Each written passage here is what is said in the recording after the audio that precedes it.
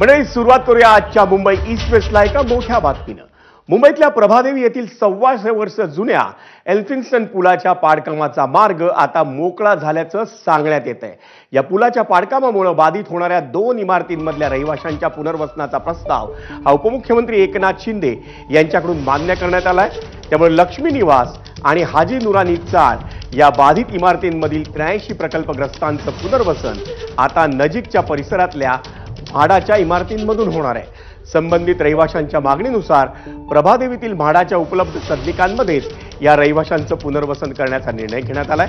त्यामुळे एल्फिन्स्टन पुलाच्या पाडकामाला तातडीनं सुरुवात होण्याची शक्यता आहे। तर शुक्रवारी मध्यरात्रीपासून म्हणजे उद्या मध्यरात्रीपासून हा पूल वाहतुकीसाठी बंद करण्यात येणार असल्याची माहिती ही वाहतूक पोलीस विभागाकडून देण्यात आलेली आहे।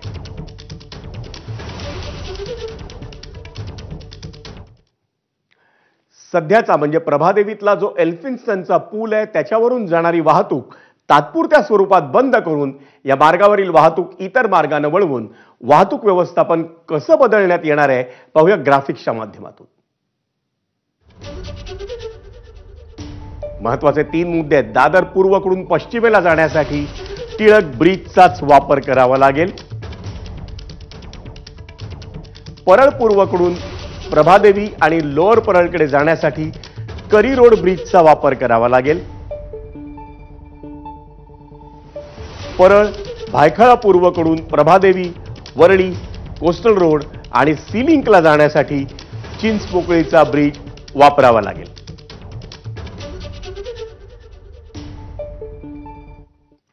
म्हणजे जर थोडक्यात सांगायचं झालं तर एल्फिन्स्टनच्या पाडकामाला